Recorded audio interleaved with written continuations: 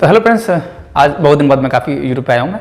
तो यहाँ पे मैं बताने वाला हूँ आप सबको कि डेट सेक्शन में किस तरह हमारी जो वर्किंग है, डेट सेक्शन को डायग्नोस किस तरह से करना है। तो थोड़ा सा मैंने एक्सप्लेन किया यहाँ पे।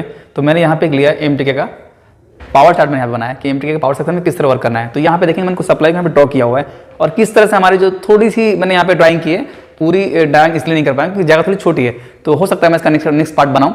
तो अभी फिलहाल इसको समझ लेते हैं कि यहाँ पे किस तरह से हमारी जो बग जनरेट होती है। यहाँ पे केस क्या है, देखिए हमें अगर डेट फोन को अगर हमें डायग्नोस करना है तो यहाँ पे हमें देखना पड़ता है कि हमारी बग सप्लाई वर्किंग करती है, हमारा पावर स्विच वर्क करता है कि नहीं। तो यहाँ पे थोड़ी सी प्रोसेस को मैंने एक्सप्लेन करने की कोशिश की है क्योंकि यहाँ पे अगर देखिएगा अगर आप डेट सेक्शन लेते हैं तो वहाँ पे या तो पावर की प्रेस करते हैं तो सप्लाई जनरेट होती है। जनरेट मतलब जो हमारी बक वोल्टेज होती है, जो हमारी कोर वोल्टेज होती है वो जनरेट होती है, या तो हम चार्जर लगाते हैं तो हमारी वोल्टेज जनरेट होती है। तो यहाँ पे हम देखेंगे हम चार्जर का सहारा लेंगे क्योंकि चार्जर अगर हम ये करते हैं कि पावर की को प्रेस करके करेंगे तो फिर पावर की हम कब तक प्रेस करेंगे, क्योंकि फोन तो हमारा डेड है तो पावर की प्रेस करते रहना पड़ेगा, तब हमें सप्लाई को चेक करना पड़ेगा। तो ऐसा पॉसिबल नहीं है। तो हम इसमें सिंपली हम क्या चेक करेंगे, यहाँ पे हम चार्जर को लगा के चेक करेंगे। और चार्जर को लगा के जब हम चेक करेंगे डेट सेक्शन में तो उसकी भी कुछ रिक्वायरमेंट होती है कि कैसे किस तरह से हम चेक करें उसको। तो यहाँ पे थोड़ा सा हम देख लेंगे। तो सबसे पहले हम चार्जर जब इन करते हैं, यहाँ पे जब हम चार्जर यहाँ पे B2B कनेक्टर में इन करेंगे तो यहाँ B2B कनेक्टर में हमारी V बस की 5 वोल्टेज यहाँ पर इनपुट होगी। तो वही इनपुट वोल्टेज हमारी चार्जिंग आईसी में जाएगी। हमारी charging IC DC to DC IC, DC to DC बोलते हैं और कोई इसको चार्जिंग आईसी, कोई इसको प्राइमरी पावर बोलता है, ठीक है। और तो यहाँ पे देखेंगे हमारा चार्जर लगाने के साथ साथ हमारी वीपीएच बन जाती है, लेकिन वीपीएच बनने के बाद क्या हमारी बक वोल्टेज जनरेट होगी? नहीं, ऐसा पॉसिबल नहीं है।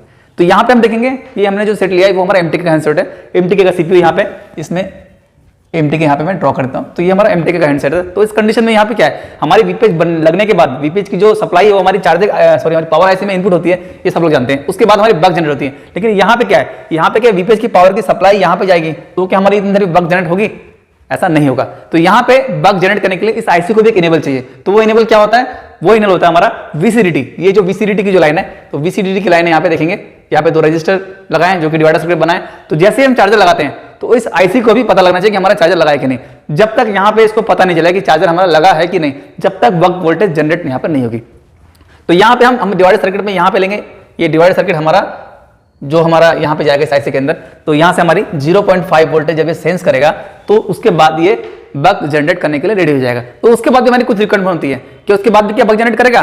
देखिए ये इस आईसी को इनेबल हो गया अभी है, अभी आईसी को पता लग चुका है हमारा चार्जर लग चुका है और चार्जर से हमें बक वोल्टेज जनरेट करना है। लेकिन उससे पहले भी कुछ सप्लाई होती है जो कि हमारे चार्जर लगाने के तुरंत बाद डिटेक्ट करने के बाद हमारी जो वी रेफरेंस की जो वोल्टेज है ये बनेगी। उसके बाद हमारा वीआईटीसी वोल्टेज बनेगा। उसके बाद फिर हमारे वीआईटीसी वोल्टेज के बाद फिर हमारा क्लॉक बनता है जो हमारा डायरेक्ट सीपीयू के अंदर जाता है। उसके बाद जो है हमारी उसके बाद क्या होगा, हमारा ये क्रिस्टल का क्लॉक बनेगा जो कि बीबीसीएल के जो होता है बेसमेंट क्लॉक होता है। उसके बाद यही जो क्लॉक बनता है यही क्लॉक इस आईसी के अंदर आता है और यहां से आउटपुट होता है। तो इतना सा जो तामझाम है, देखिए ये तो छोटा सा सेक्शन है यहाँ पे। इससे इसके बाद भी अगर पढ़ना चाहते हैं तो आप मुझे कमेंट करिए कि इसके आगे मुझे क्या पढ़ाना है।